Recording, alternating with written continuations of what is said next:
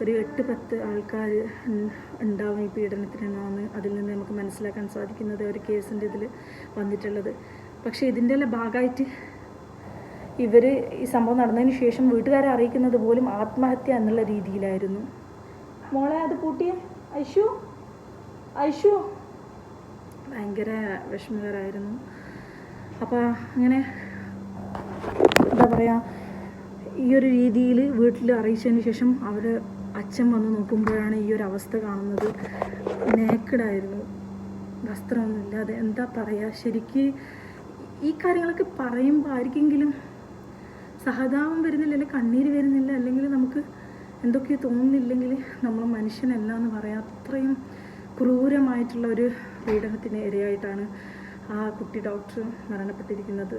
സഹോദരി മാപ്പ്, എന്താ പറയുക, ഒന്നും പറയാനില്ല. പ്രത്യേകിച്ച് ഈ ഒരു